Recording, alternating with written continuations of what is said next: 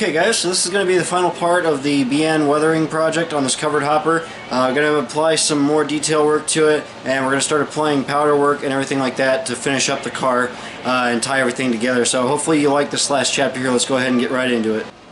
So what I'm going to do, I just want to add some discoloration spots to this car side here, and these are just little dots of paint, little bits of rust spots basically, just accumulated here and there. These are little details that really make a model pop out and really stand out. Sometimes these little details can't be seen in prototype photos. You have to stand right next to these things to notice all these little minute details, but it's like I said, the little details like this that really make a model come to life, and that's why I like to add them. So I'm not going to be going too crazy with this, but I will be just adding some of these little spots of rust here and there. I might follow behind and add some rust streaks as well, just in certain little areas. Alright, the next step here is to go in and start modeling some of the rust pitting that's on the BN Heralds. My prototype has a couple streaks on the prototype side here that I want to replicate. So I'm just starting off using the burnt umber right out of the can, or the little cap rather. And this is acrylic first, and I'll follow behind and use some of the oil paint to do some halo effects with this. But first off, I'm just putting in the little lines, and I'm just copying these according to where they are on the prototype. Alright, and to get you guys caught up on where I am now, I've been able to finish the sides. I finished the roof walks by adding some of that rust to finish that up, and that's all completed. All the weathering around the hatch is done, and I went ahead and reinstalled the hatches. As you can see, I just cemented those in place. They're secure and ready to go. Then on the sides here, I've installed the safety striping where needed on the opposite side here, and then on the prototype side we have the same thing, as you can see, so everything's really shaping up.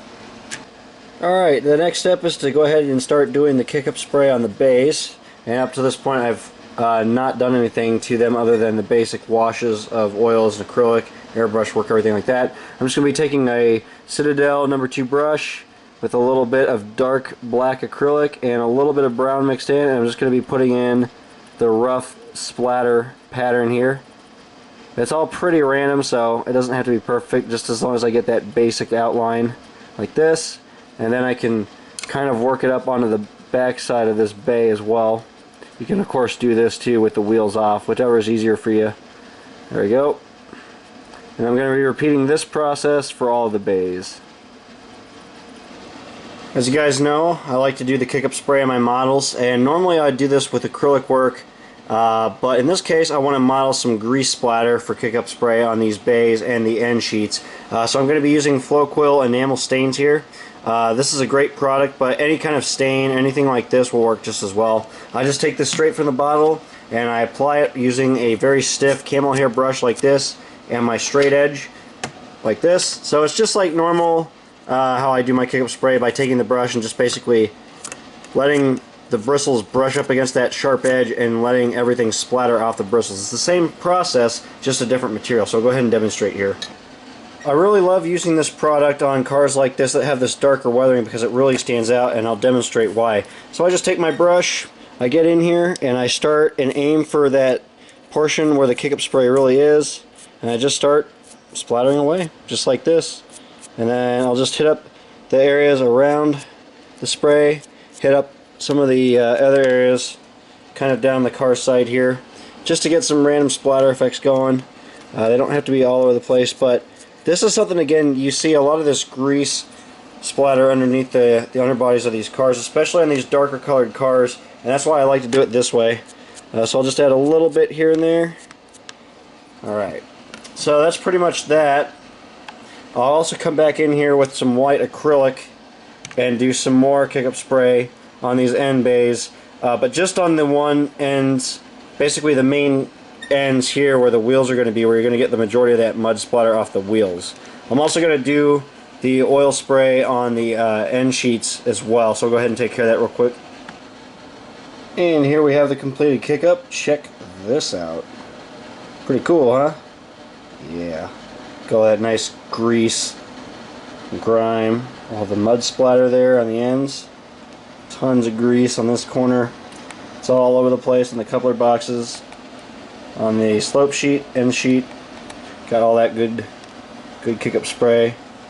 And then a lot of that oil's built up all over the underbody there. It's a really cool effect. And then this end got blasted, absolutely blasted, as you can see. Get it in better lighting. There you go. So that all came out really, really good. If I take this, put it in the light, there you can see the end cages. Also looking real good. Okay, and then I also hit up the trucks. The truck frames are done. There's that nice splatter just right there on the truck. So I'm ready to put these back on the model. Everything's coming along really well. It's really starting to take shape now. We'll go ahead and start doing some more detail effects, move into the powder weathering. Alright, so basically tie the car together now. I'm going to start doing the powder work on the trucks, and I like to use my three main colors here. I got my Dark Earth by Monroe Models, I got my AIM Products Chalky White, and I got my AIM Products Light Rust. These are my three main colors I use for the trucks, couplers, and other little details here and there. I might change up the different colors of rust for certain effects on certain cars here and there if I need to, but these are usually my three main car body weathering colors and truck weathering colors as well. So I always start off with the Dark Earth, and I'm loading this up onto a large Citadel brush, a very soft tip bristle brush here. And the first thing I do is I just go over to the trucks and I give these a good application of powder by coming in like this. So I move the camera in the right place. I'll just come in and just start brushing this color on the trucks like this. I've knocked most of that powder off the brush after I loaded my bristles up, and I just apply that color directly to the trucks and fan some of that excess off just like that. Now this little detail here can vary between prototypes, but a lot of times these journals will collect a little bit of rust on the top, and I like to replicate that by just taking a little bit of bright rust powder, going in there and highlighting those little areas. I'll then come in, maybe put a little bit on the springs here and there. I'll come back in with my large fan brush, blend everything together, blend those colors in just a little bit, not too much, just to dilute them a little bit, blend them together, and as you can see we have a very convincing wheel and truck combo here. So it's just a matter of repeating this process for each individual truck, and I might vary the colors up a little bit here and there depending on what each truck might look like. Alright, I'm going to be applying these powders in other little areas like on the end cages, defined lines on the kick-up spray, and some little areas on the end cage as well. Just all over the car. I'll add these little bits of powder work just where I need to, just to enhance certain little areas. But to finish up this project for now, I'm going to be working on the couplers, and I'm going to demonstrate how I do this. So I like to take a liner brush dedicated to powder work. I'll start with my Dark Earth, and I'll come into the car and I'll just brush this just like that onto the coupler. Get it really well applied here. I'll work some of that onto the coupler box as well. You can actually see I'm just taking some of that I spilled and just brushing it on there. This stuff really goes a long way. But you just want all this to really look dusty is the main thing. So once you get the coupler completely coated in that, we'll come over here, pick up a little bit of white, and this is going to lighten up this coupler a little bit, make it look a little bit dusty and muddy like real couplers usually get. Do that, and then I'll come in here and I'll get my rust, and I'm going to aim this rust mainly inside the coupler, inside underneath the knuckle and on top of the coupler. That's where you're going to get the majority of that fresh rust, things like that. But this method alone creates a very convincing coupler. It's kind of hard to get in shot here, but you can see it looks very good. It's very convincing. It looks like real worn rusted metal. So like I said, I'm just going to hit a couple more little parts on this car up, and that's pretty much it. Okay guys, here is the car. Now completed. You can see we got everything wrapped up here. As always, an important note here is that I did not seal this after I applied the powders. I never seal over powders because it dulls them down. You can't even see them. So I specifically avoid that. I put the powders to where it's practical and not where I'm going to be handling it. So I wouldn't coat the entire side of this car with powders, for example, if I'm going to keep handling it, because eventually they'll come off or you'll leave fingerprints in them. So that's why I do it that way. Obviously you want to take a little bit more care with powder work if you're going to try to put it in a place where you're going to pick up. You got to think of where you're going to pick your models up.